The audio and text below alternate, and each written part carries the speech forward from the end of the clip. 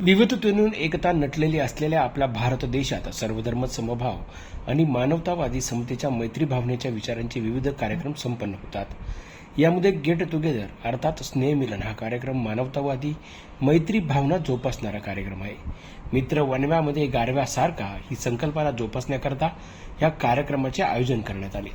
या कार्यक्रमात शेगाव शहरातील श्री ज्ञान बुरुंगले कला कनिष्ठ महाविद्यालयामधील सन 1996-98च्या माजी विद्यार्थ्यांचा 25 वर्षानंतर गेट टुगेदर कार्यक्रम शेगाव येथील हॉटेल साई गजानन पार्कमध्ये 12 मे रोजी सायंकाळी संपन्न झाला। या कार्यक्रमास देशाच्या कानाकोपऱ्यात नोकरी करत असलेले सर्व विद्यार्थी हजर झाले होते। काही दिवसांपूर्वी जयश्री गीतेने एक व्हॉट्सअप ग्रुप तयार केला होता। या ग्रुपवर त्यावेळेचे जवळपास 90 ते 100 विद्यार्थी सहभागी झाले आणि व्हॉट्सअपच्या चर्चेतून सर्वांनी भेटण्याची इच्छा व्यक्त केली। यातूनच गेट टुगेदर या कार्यक्रमाची संकल्पना तयार झाली आणि 12 मे हा दिवस कधी गेट टुगेदरच्या सुंदर सोहळ्यात रूपांतरित झाला हे कळलेच नाही। या कार्यक्रमाचा सन 97-98 मध्ये कनिष्ठ महाविद्यालयातील प्राध्यापक Gomase sir, Gawande sir, Mandve sir, Rathod sir, Belkhede sir यांना सपत्नीक निमंत्रित केले होते। कार्यक्रमाच्या सुरुवातीला संत श्री गजानन महाराजांच्या प्रतिमेचे पूजन करण्यात आले।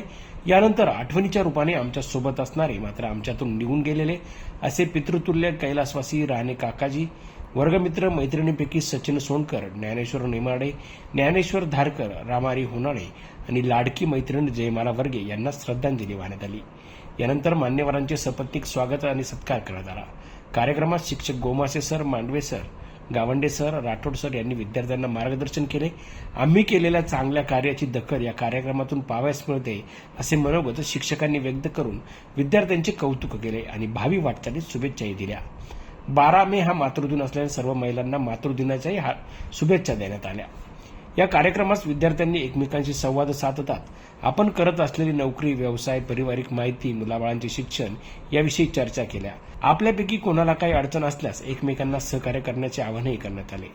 पर्यावरणाच्या संरक्षणार्थ दरवर्षी 15 ऑगस्टला या बॅचच्या माध्यमातून वृक्षारोपण करण्याचेही ठरवण्यात आले।